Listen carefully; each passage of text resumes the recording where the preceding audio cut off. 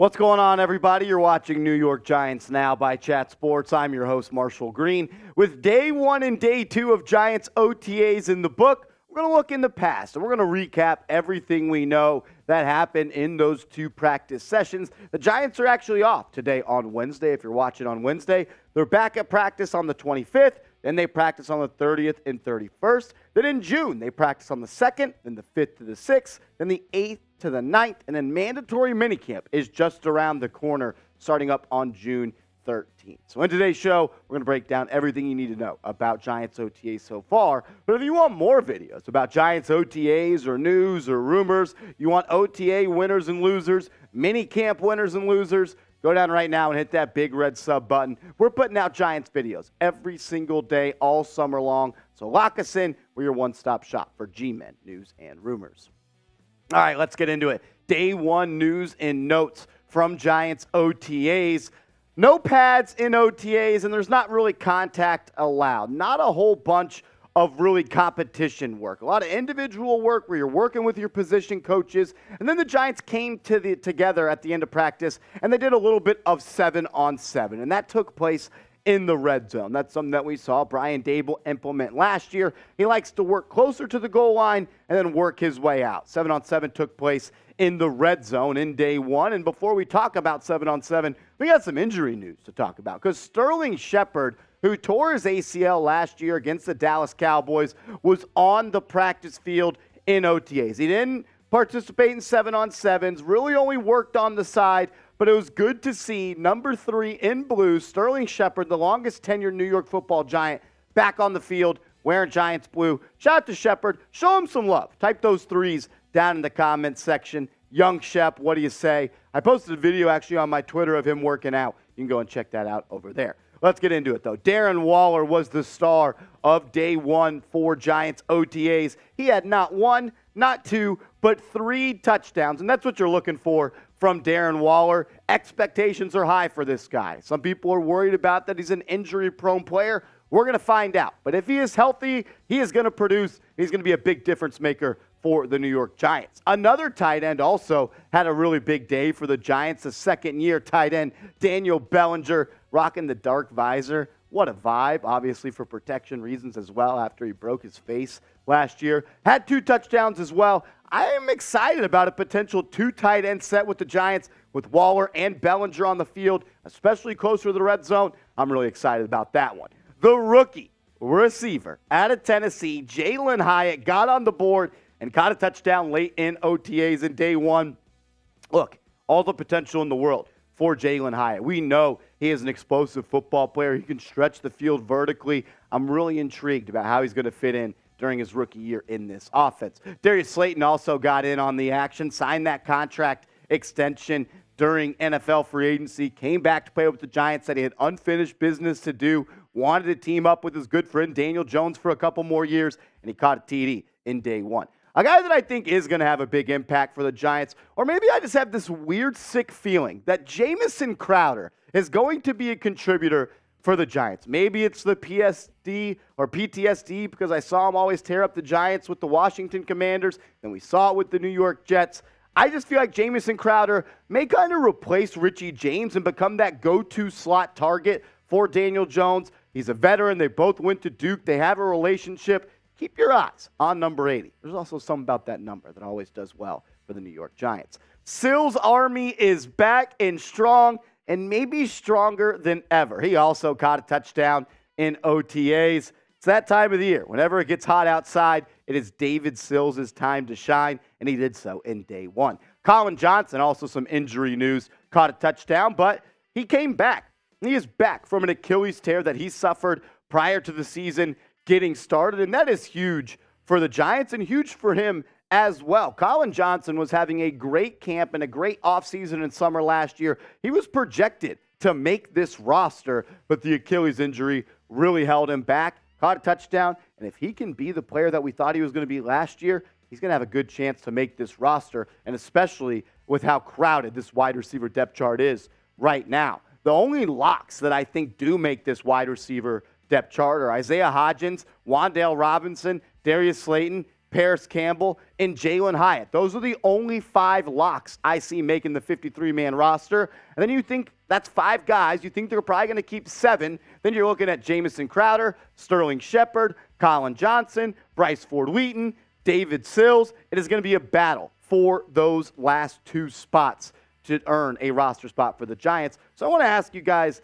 this question. Is there a Giants wide receiver that you think is just going to overachieve this year? Do you think there's a guy that's going to stand out and become an elite player in this league? Let me know what you think, and give me that guy's name down in the comments section. I want to hear from you. Which wide receiver do you think is going to have a big year for the Giants this year?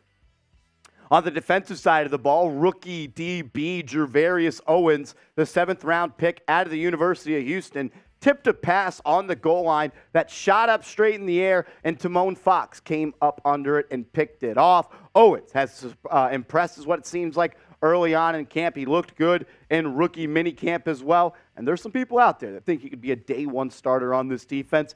If you get that type of production out of a 7th-round pick, let's frickin' ride. Nick McCloud, a familiar face, back with the Giants for year 2. I think he gets some unfair criticism. Not the best cover corner guy at all, but I like the versatility that he brings. He had a lot of snaps in the slot last year. He can bounce outside. I like him as a depth piece. I think he got forced into a starting role last year, and maybe that's why people don't think he's that great of a player. But he had 2 TD-saving pass breakups in day 1 of Giants OTAs. I think he's going to make this roster and be a contributor once again. But the first overall pick, or the first-round pick for the Giants, Deonte Banks, selected number 24, had a nice pass breakup as well near the goal line. He actually didn't show up for day 2 of OTAs. I think we have a problem. He went and walked in his graduation at Maryland. I'm totally kidding. Good for him. He was able to juggle getting ready for the NFL draft, the NFL draft combine, staying in shape, and finished his classes. Credit to the rookie, Deonte Banks, for getting his degree, and it's well-earned to go walk in your graduation, my man.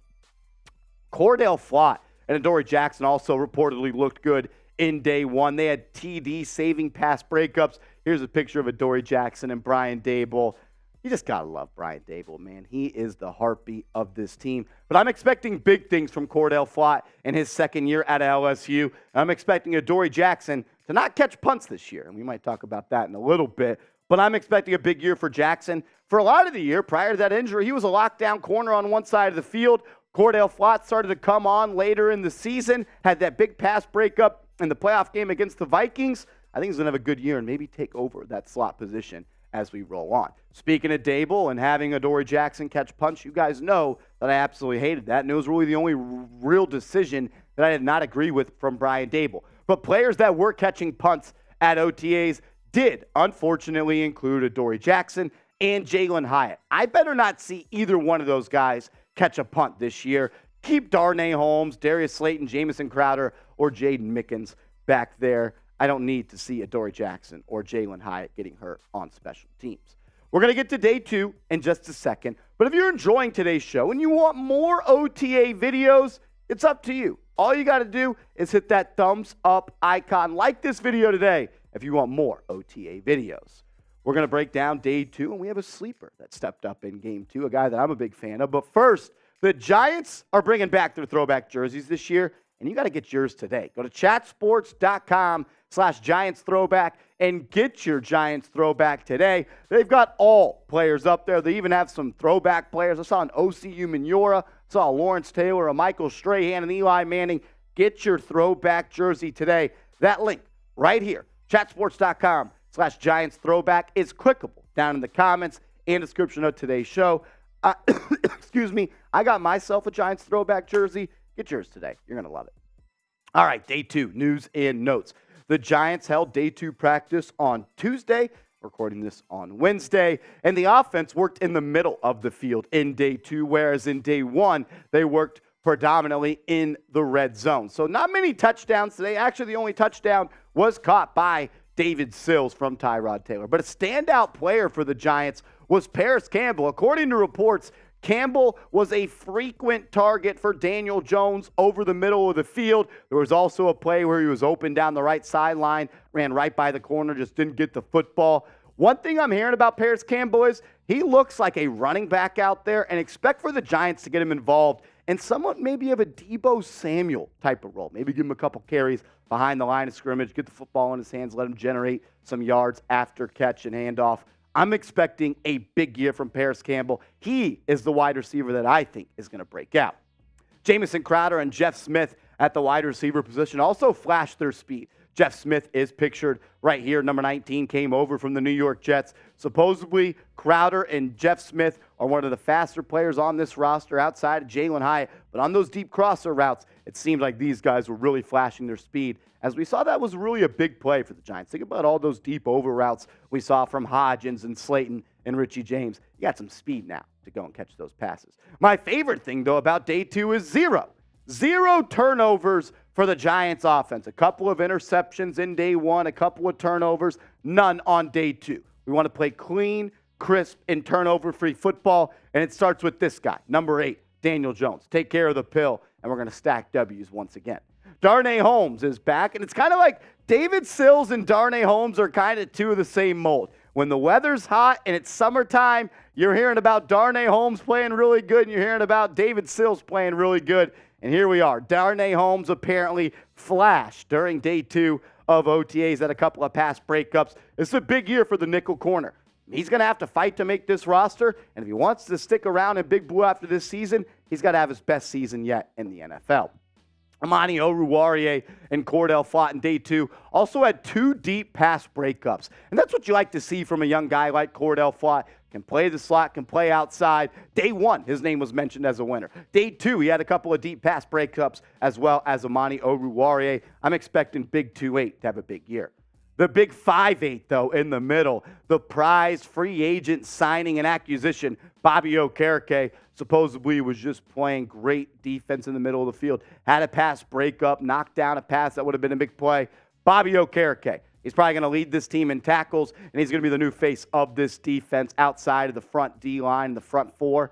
Bobby Okereke. He's a special player. He's a leader. He's a captain. I wouldn't be surprised if he has a C on his chest in his first year wearing big blue.